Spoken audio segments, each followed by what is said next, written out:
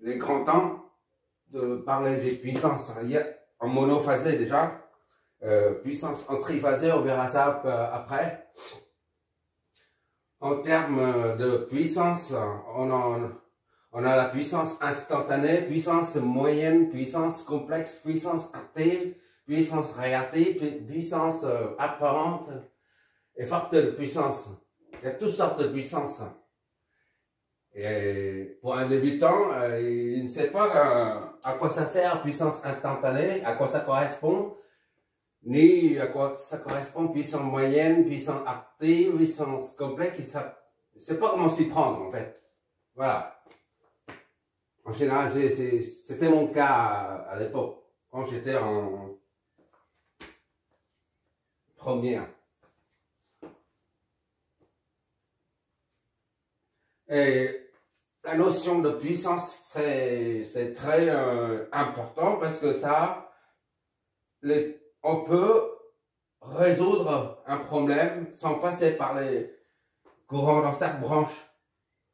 Par exemple, si on a une usine, par exemple, une installation, dans l'installation d'une usine, tu as des machines, tu as des chauffages, et après tu as quoi? Tu as des machines encore, éclairage, ainsi de suite, des éclairages et des machines, des bureaux là, des chauffages, il y en a plusieurs.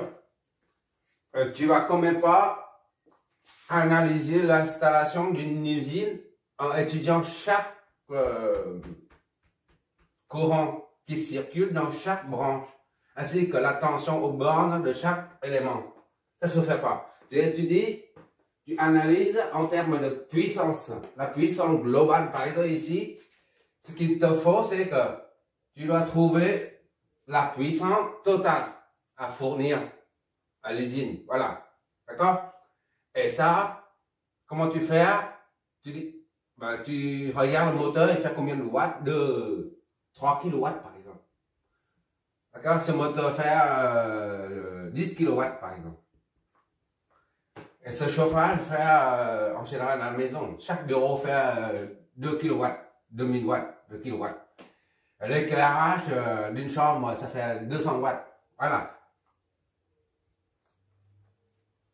En se basant sur les puissances que tu vas prévoir,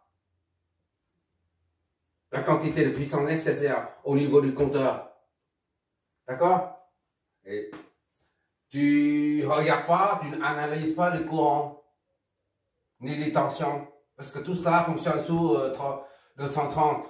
230, au bord c'est 230, tout ça, c'est connu. Tu ne regardes pas, tu n'analyses pas le courant, c'est juste la puissance, mais toi on déduit le courant si c'est nécessaire. D'accord? C'est pour ça, la notion de puissance est hyper importante.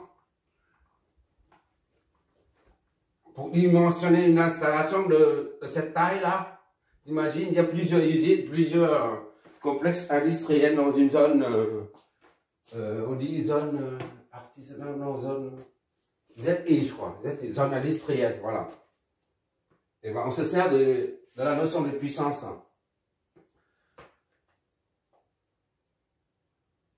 Bon, maintenant on va voir ce que c'est. Puisqu'on a déjà vu la vidéo précédente, pendant 45 minutes, on a parlé on a trouvé la formule pour calculer l'intensité efficace, le courant efficace. D'accord? Maintenant, il s'agit de déterminer, de trouver les formules de puissance pour chaque type de puissance. D'accord? Là, on a un circuit devant soi, là, un circuit qui est alimenté. Ça, c'est Z. C'est une impédance. On ne sait pas ce qu'il y a là-dedans. Ça peut être plus de J, ou 3 moins 3J, par exemple. Peu importe là-dedans. Ça peut être inductif ou capacitif. D'accord? L'impédance. Pourquoi je dis ça? C'est parce que j'ai mis une croix, ça s'appelle la croix Saint-André.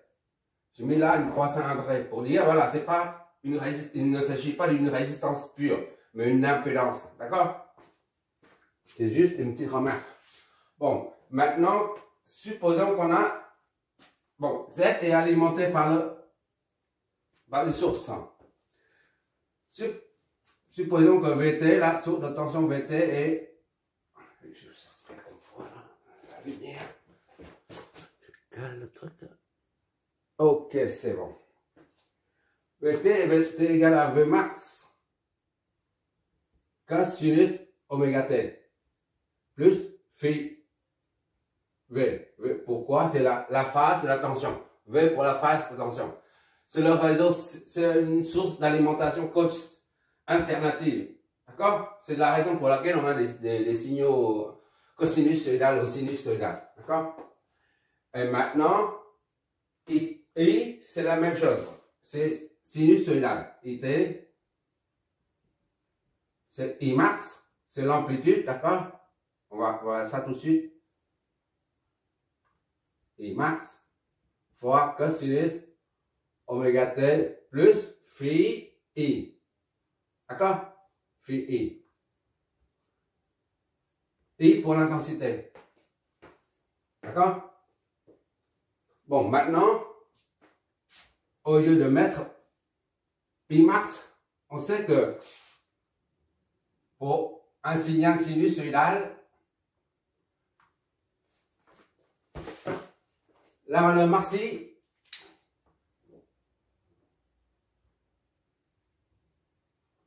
ici là, la valeur maxi là, c'est là, 1.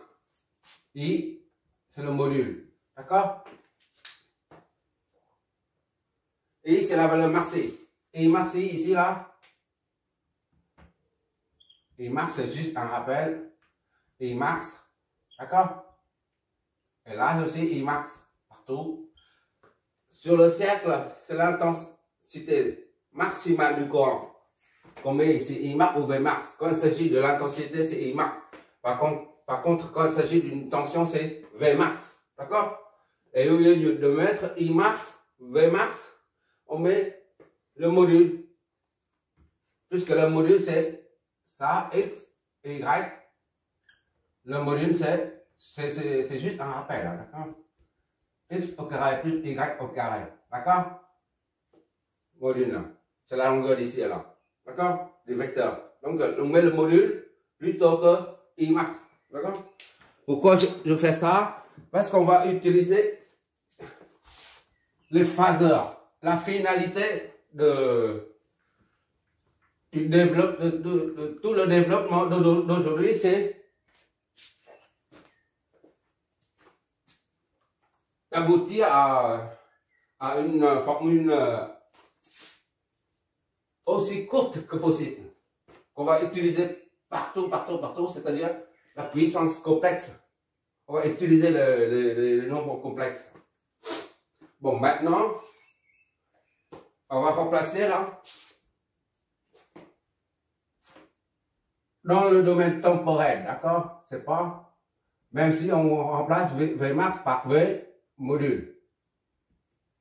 On n'a pas encore remplacé ça. D'accord? Ça reste dans le domaine temporel. Ici, c'est idem. I cosinus oméga t plus phi I. Phi I, c'est la phase du courant I. Voilà. Et la tension maintenant. Les deux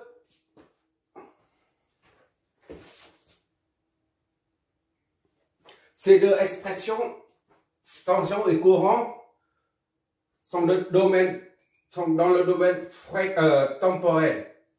La preuve là est là. V et I dépendent de la variable T. T comme temps. D'accord? Et donc, pour calculer la puissance, on a la formule standard V est égal à II. VI, si tu préfères. Soit P, la puissance, en fonction du temps, est égal à VT fois IT. D'accord? Bon, il suffit de faire la multiplication des deux, là, ça et ça, pour voir ce que ça donne. PT, on est dans le domaine temporel, d'accord? V cosinus de oméga t plus phi V. V comme vol, phase. La phase, attention, fois I cosinus de oméga t plus phi I. Je mélange un peu là. À présent, on factorise. C'est pas on factorise, mais on regroupe. Ça donne V fois I. D'accord? Ça, tu rapproches. Fois cosinus oméga t plus phi V fois cosinus oméga t plus phi I. D'accord?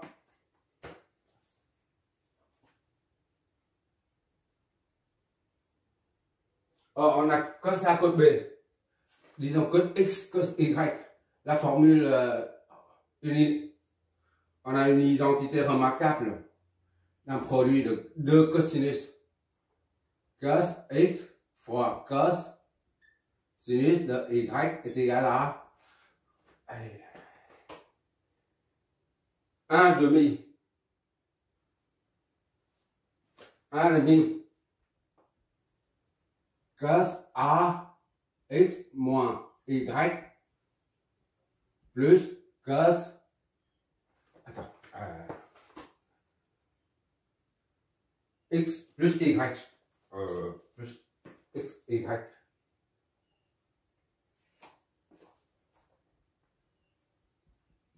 Voilà. Ça, c'est la formule.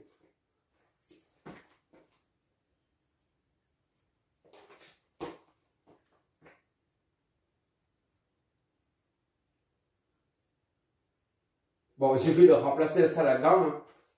Qu'est-ce que ça nous donne? PT est égal à V fois I. Une fois là, c'est trop petit. Ok, on voit toujours. Fois 1 demi. D'accord? Cos X, c'est ça. Cosinus de X, c'est tout. Ça, c'est X. Ça, c'est Y. On remplace X par ça et Y par ça. D'accord? Cosinus de X, c'est un peu long, mais il faut faire une fois. Oméga t plus phi V.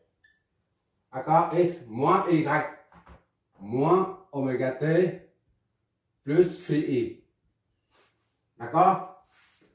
Le tout plus cosinus de X oméga t plus phi V. Ça c'est X. D'accord? Et plus Y, c'est-à-dire ça. Oméga t plus phi I. D'accord? Tout ça entre accolades. D'accord? On réduit ça. J'espère que tu vois. VI 1 demi de cosinus. Ah.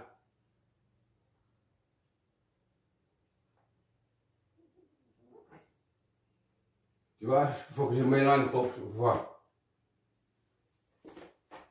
1 demi ici. Voilà. D'accord? Moi, je suis trop proche, je ne vois pas. Donc, c'est 1 demi. Voilà. Bon, ça, c'est sur 2 fois cosinus de ça et ça, on simplifie. Il nous reste ça plus ça. D'accord? Cosinus de oméga t. Ah non, cosinus de phi V moins phi I. D'accord? Et ça, plus cosinus de ça, et ça fait 2 fois oméga T plus phi V plus phi I. D'accord? Tout ça multiplié de 2. On développe ça. Pt, la puissance en fonction du temps, c'est V fois I sur 2 fois cosinus de phi V moins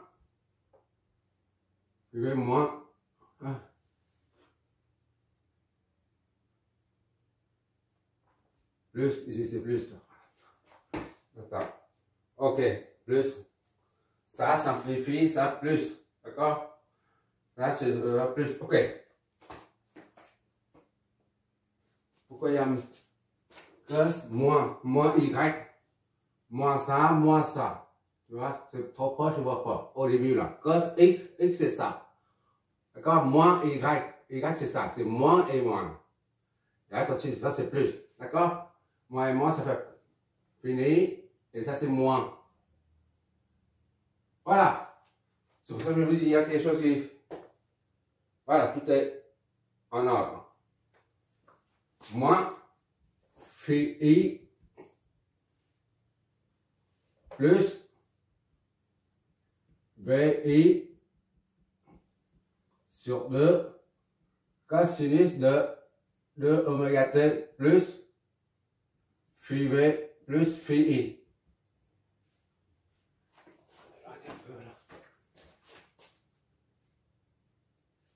Ici, on peut faire une remarque. Déjà, ici, on peut faire une remarque. Au début, tu as une tension qui est comme ça. Ça, c'est V. D'accord? Cosinus comme ça. Et après, c'est ta I. D'accord? Il est comme ça. Disons. D'accord? Et le produit des deux, ça te donne le produit là. On a fait le produit là, U et I. D'accord? Le produit des deux.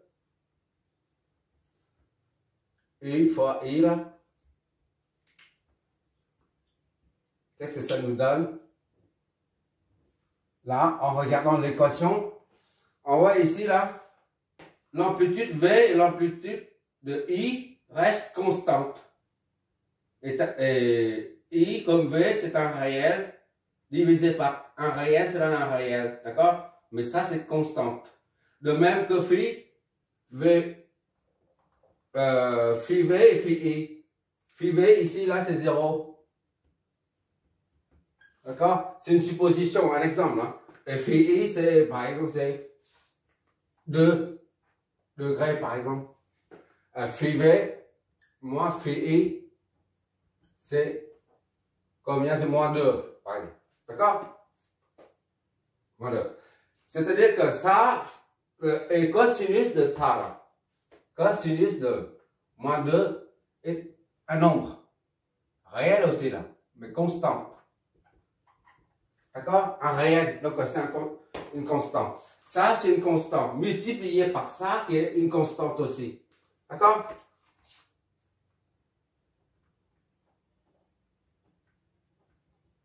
Voilà. Ça, c'est une constante, multipliée par une constante. Ça donne une constante. C'est-à-dire, cette constante se trouve que ça, c'est la puissance, d'accord? P est égal à UI. Cette constante-là se trouve soit en haut, d'accord? Soit en bas, mais constante, d'accord? Soit ici 2 ou moins 2 ou 9 ou moins 5, peu importe. Mais une constante. Ça ne bouge pas tout le long, quelle que soit la variable t. D'accord? J'espère que tu vois ça. l'illustration de ça par le graphe d'ici, là. D'accord? C'est une constante. Tandis que ça dépend du temps, varie en fonction du temps. D'accord? De oméga t. Là, la variable t n'y figure plus du tout. Il n'y a pas de variable t. C'est pour ça que cette quantité reste constante, quelle que soit la valeur que prend la variable t.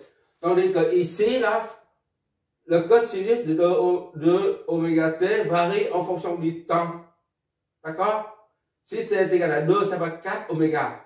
Si t est égal à 5, ça va être 10 oméga. Donc, le cosinus de tout ça change. Ça change tout le temps. D'accord? Et ça change de façon cosinusoïdale. D'accord? Donc, plus, ça c'est positif là. Ça. Ça, soit la partie qui est variable là. Ça là. Cette partie-là se trouve au-dessus là. Soit au-dessus, soit au-dessous. Comme ça. D'accord? Constant plus ça. Constant plus ça. Ou alors, constant en dessous plus ça. Autrement dit, tu supprimes ça, c'est le signal. C'est la puissance. D'accord?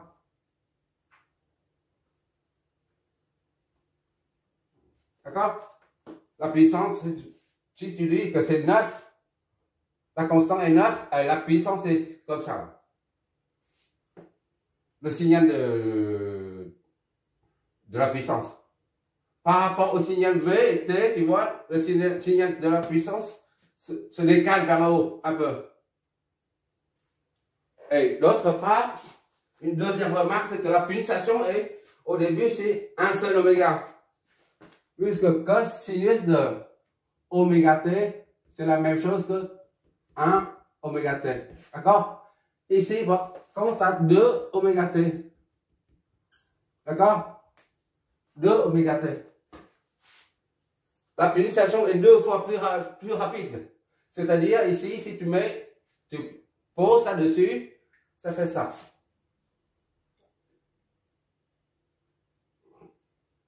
Voilà. Je ne sais pas si tu vois.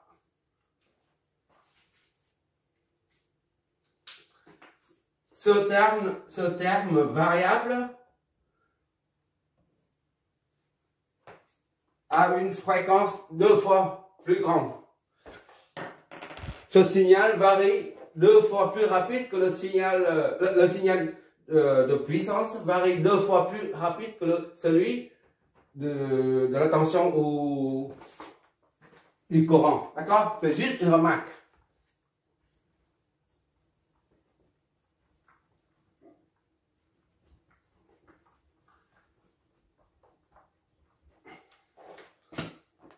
La puissance est 2 fois plus rapide. Le signal de la puissance se produit 2 fois plus rapide. C'est pour ça que si tu travailles comme pour une entreprise de maintenance, tu travailles comme TMI, comme technicien de maintenance industrielle, par exemple, TMI, ça veut dire ça. TMI. Technicien de maintenance industrielle ou c'est un terme général. Et lors de ton intervention, tu arrives, tu ouvres l'armoire électrique qui pilote toutes les machines dans une entreprise, dans un atelier de production, par exemple. Et ben, en général, tu approches, tu n'as pas encore ouvert t'as pas encore ouvert l'armoire, tu entends le bruit, un tout petit bruit. Certains disent que c'est le bruit du 50 Hz, mais ça, en fait, c'est ça. Tu entends ce bruit-là. D'ailleurs, tu entends comment on appelle, des bruits très petits, mais à peine perceptibles. Et ce bruit-là est émis des transformateurs, de gros transformateurs. En général, c'est comme ça. Même si c'est petit, tu entends. Hein. Les transformateurs, tu entends ça au niveau des transformateurs. C'est le bruit on dit le bruit du 50 Hz. D'accord? Mais c'est vrai, c'est ça. Tu entends ce bruit-là. Voilà, comme remarque.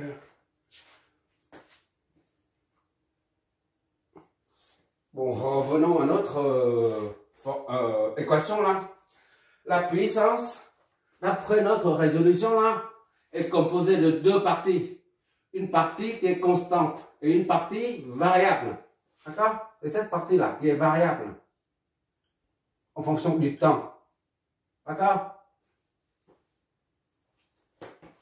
Tu ne vas pas calculer la valeur instantanée, ça ne sert strictement à rien du tout. Donc, on est amené à calculer la valeur moyenne de la puissance instantanée. Donc, l'idée, c'est de calculer la puissance par période. Par période, c'est-à-dire la puissance moyenne. D'accord? Par période.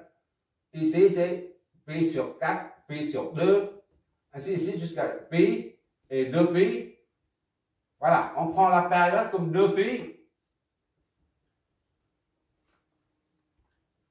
pour calculer la puissance. D'accord? Bon, on prend comme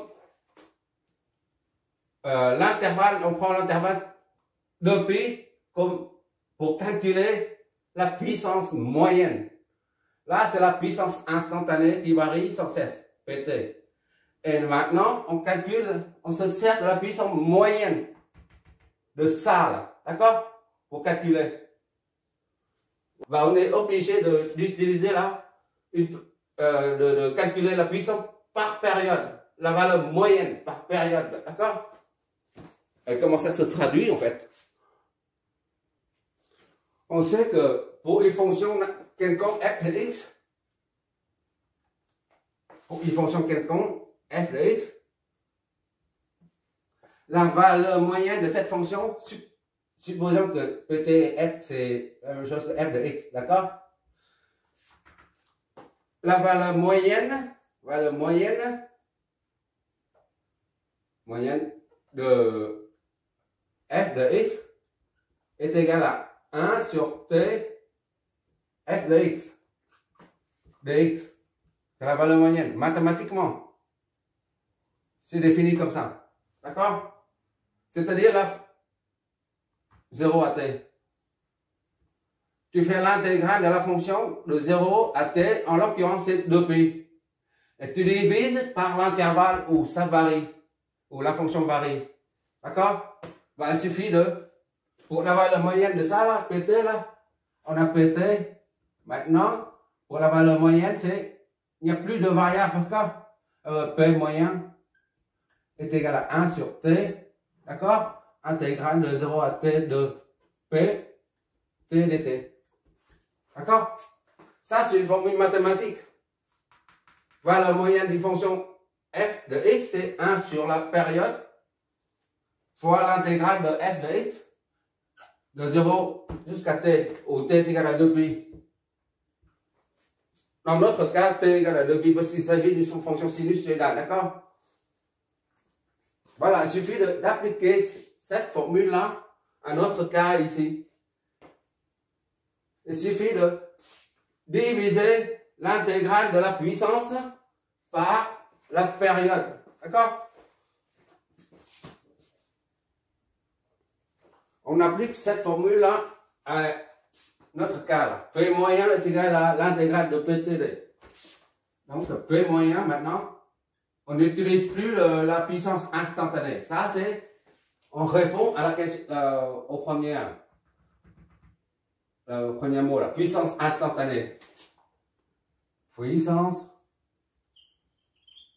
instantanée. Voilà. Maintenant, c'est la puissance moyenne, là. On passe à la puissance moyenne. D'accord? P moyen est égal à 1 sur t, c'est la période de pi, là. 1 sur t, intégrale de pt, là. dt. D'accord? C'est comme si tu prends la puissance multipliée par le temps, c'est l'énergie. Énergie, tu divises par la période, l'intervalle de temps, ça te redonne la puissance. D'accord? Mais la puissance pendant cet intervalle T, pendant la période T, c'est pour ça qu'on dit la puissance moyenne. Tout simplement. D'accord? Comme lors de la démonstration de la valeur efficace, on a raisonné avec oh, ça c'est égal à ça. Et après, pour trouver la puissance, il suffit de prendre l'énergie divisé par le T. Ici, puissance fois T, c'est l'énergie. D'accord? Et l'énergie divisée par le temps, ça redonne la puissance. Mais la puissance pendant la période, pendant l'intervalle de temps, T qui est égal à 2pi. Je répète chaque fois pour que tu t'habitues avec la manipulation des puissances et des énergies. Tout simplement. Mon but, c'est ça, en fait. Hein. On est là pour apprendre. Bon, il suffit de remplacer tout ça là-dedans, en fait. Donc, P moyen est égal à 1 sur T. D'accord? Intégrale de tout ça. 0 à T. D'accord? V I sur 2 cosinus phi V moins phi I. D'accord? Plus V I sur 2 cosinus de oméga T plus phi V phi I. dt. Maintenant, il suffit de séparer les deux. Ça va faire P. Ah, je suis à genoux là maintenant. Ah, c'est la misère. 1 sur 2, 1 sur T, je veux dire. 0 à T de ça. VI sur 2. D'accord? Cosinus, on sépare en deux, c'est tout. Moins phi I. Plus l'intégrale d'une somme, c'est la somme des intégrales. D'accord? 1 sur T, c'est la somme des intégrales. Ça, c'est, tu apprends ça en classe de première, je crois. V. Ou en terminale C ou D à l'époque. C, D, E, S, je crois. C'est trop long. Ça fait trop longtemps, je ne me rappelle pas. Cosinus de 2 oméga T phi V plus phi I. D'accord? dt. Ça, c'est dt tout le temps. Parce que sans la quantité infinitésimale, tu ne peux pas intégrer. D'accord? Si tu as du mal à t'en sortir avec ça, tu vas voir les cours de maths en terminale C. Or, jusque là c'est, disons, ça c'est A, et ça c'est B. D'accord? On va effacer une partie là.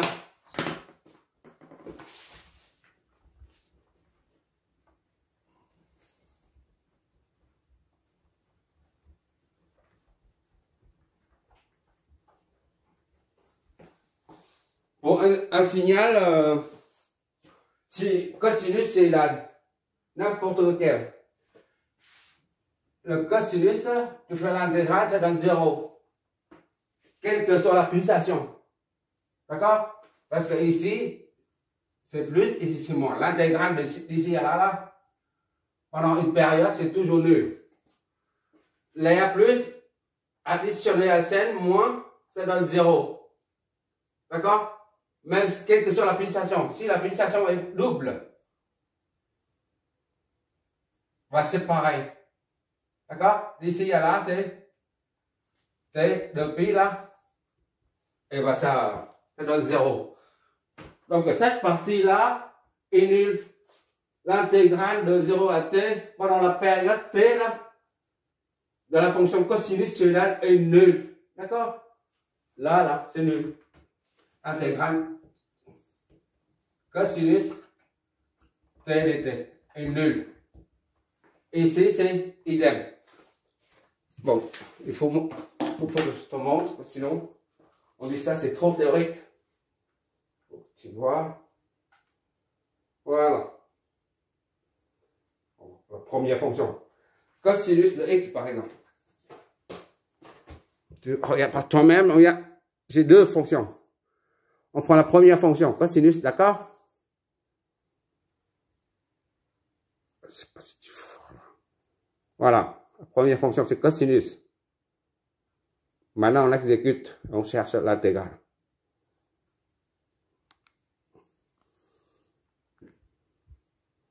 On sélectionne. Voilà, je sélectionne. Ça donne ça. D'accord? Et maintenant, on cherche l'intégrale de cette fonction-là, de 0 à 2pi. L'intégrale de 0, limite inférieure, c'est 0. Limite supérieure, 2pi. D'accord? Ça donne combien? Ça donne bien 0 là. Côté gauche. D'accord? Et maintenant, on va prendre une autre fonction. On va, deuxième fonction. On prend scène en bas. Une station deux fois plus rapide. Je dois sélectionner avant. Je sélectionne avec un déphasage et tout. Et maintenant, on prend l'intégrale. Ça donne toujours 0. Limite inférieure de 0. D'accord? 0. Voilà. Limite supérieure de pi. 2 pi. D'accord? Ça donne 0 aussi normalement. Tu vois là, côté gauche, là, ici, là. 0. Là. Quelle que soit la pulsation, quand il s'agit d'une fonction cosinussoïdale, l'intégrale est nulle. Ok là? Donc cette partie-là, B est nulle. Tout ça, c'est 0. 0 fois ça, c'est 0. D'accord? Il ne reste donc que ça. Donc P moyen. Parce que des fois, on dit c'est nul, mais on ne montre pas concrètement. Heureusement, on a des simulateurs et des calculatrices. Sinon, je ne sais pas comment faire pour prouver tout ça. P moyen est donc est égal à 1 sur t, intégrale de 0 à t, VI sur 2, cosinus phi V moins phi I dt. Je m'éloigne. Avant d'intégrer l'expression là, cette expression, on remarque cosinus de phi V moins phi I. Par exemple, ici, c'est 90 moins 80 degrés. Ça fait 10 degrés. Cosinus 10, c'est une constante. D'accord? Ça, c'est une constante. Et ça, c'est une constante aussi, comme on a dit tout à l'heure. Ça, c'est réel divisé par un réel, ça donne une constante. Constant fois constante, ça fait constante. D'accord? Tout ça, c'est représenté par une constante. Ainsi donc, on peut sortir tout ça à l'extérieur du signe intégral. Qu'est-ce que ça nous donne? P moyen est donc égal à 1. Ça, on sort dehors. Ça sort du signe intégral. I cosinus phi V moins phi I. D'accord? Sur 2t. Intégrale de 0 à t de dt. D'accord?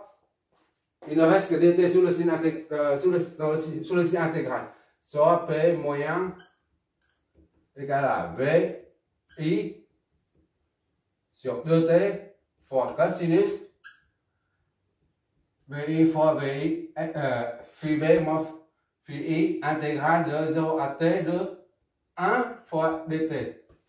D'accord? Pour pouvoir intégrer, il ne faut jamais oublier la toute petite quantité physique infinitésimale. Sans cette quantité, on ne peut pas intégrer, d'accord? Je le dis, reprendre plusieurs fois ça. C'est pas grave parce qu'on est là pour apprendre. C'est bien de répéter. Donc, ce qui fait P moyen est égal à V I sur 2T cosinus de phi V moins phi I. D'accord? On intègre ça, ça donne T, 0 à T. D'accord? 1, on intègre, ça donne T, la variable. P moyen est donc est égal à V I module là, sur 2T fois T prend la variable T prend la valeur de la période sur T, d'accord, et 0, mais pas. On reprend ça, j'oublie ça. Cosinus phi V moins phi I, d'accord?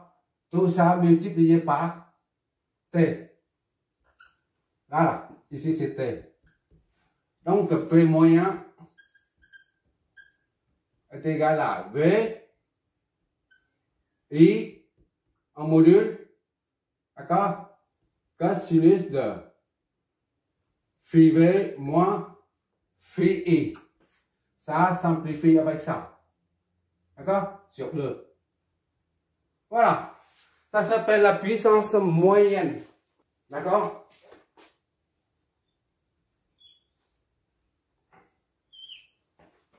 Puissance instantanée, c'est ici. Il y a deux parties, partie constante et partie variable. Tandis que la puissance moyenne, il n'y a qu'une seule partie. Et elle est constante. D'accord? Ça est constant. Et ça est constante. Voilà.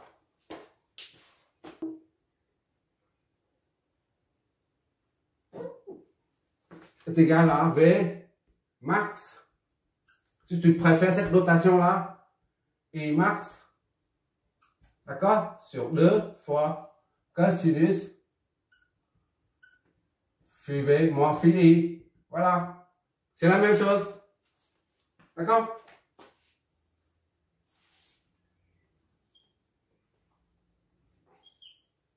Puissance moyenne.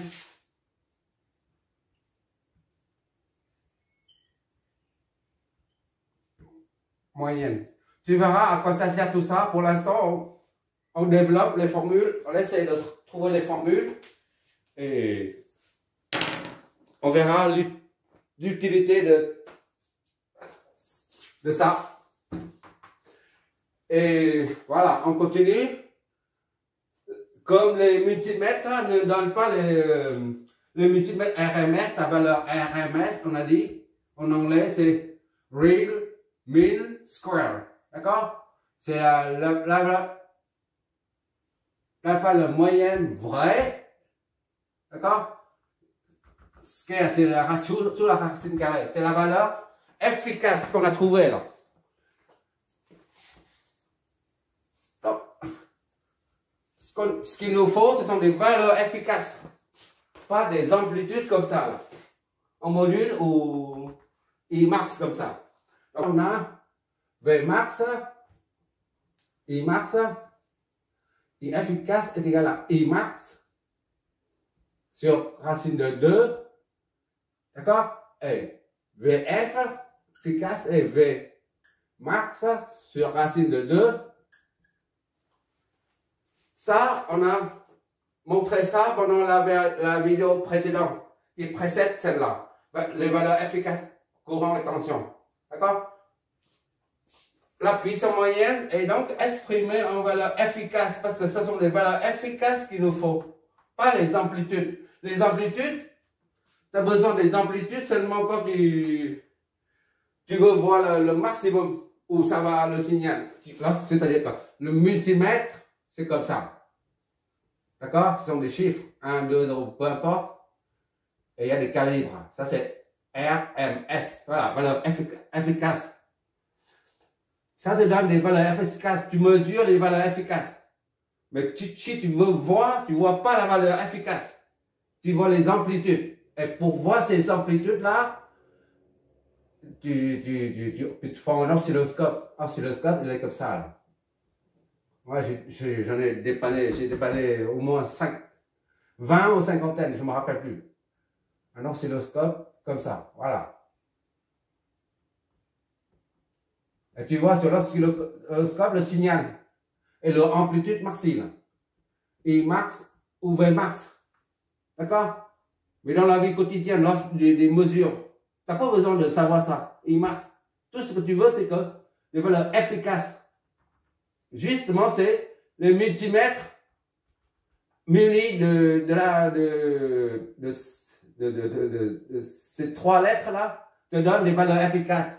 Parce que ce sont des valeurs qui chauffent, qui donnent la puissance active. Voilà. Qui créent la puissance active. Qui dégagent la chaleur. Et pour avoir la puissance, il faut le courant efficace et la tension efficace. C'est la raison pour laquelle on va convertir ça en valeur efficace. D'accord? Donc, I, P moyen, et donc,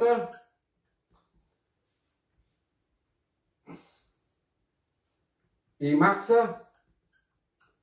est égal à la racine de 2, I efficace. D'accord? De même, ici, V max est égal à la racine de 2V efficace. Soit P moyen, tu remplaces là-dedans, est égal à V max, c'est ça. Racine de 2, V efficace, d'accord? Fois I max, racine de 2, I efficace. D'accord?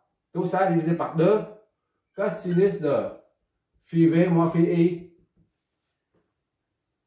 Racine de 2, ça fait 2. 2 divisé par 2, ça donne 1. Il ne reste que P moyen est égal à V efficace fois I efficace cosinus phi I. Voilà, c'est la formule finale pour que tu vas utiliser pour quantifier le signal moyenne dans un circuit. D'accord? Soit tu utilises ça c'est à retenir, ça, tu peux oublier ça.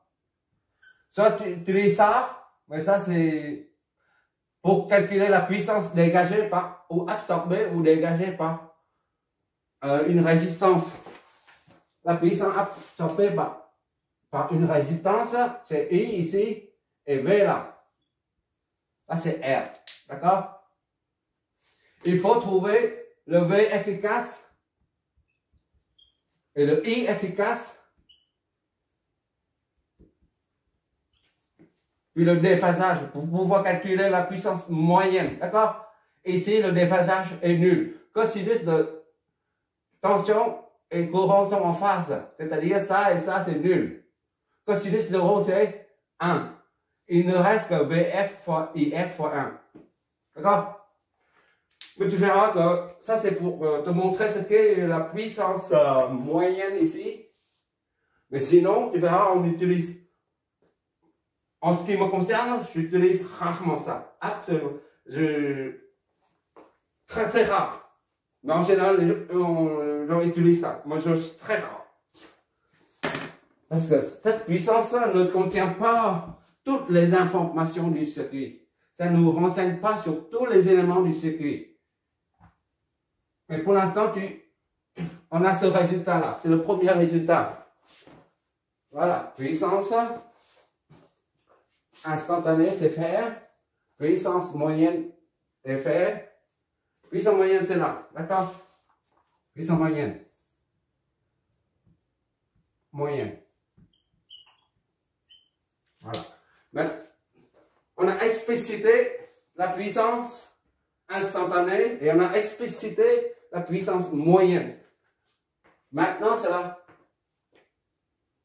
puissance complexe. Maintenant. D'accord? Je vais effacer ça, je reprends. Je mets ça quelque part. Et on va attaquer la puissance complexe.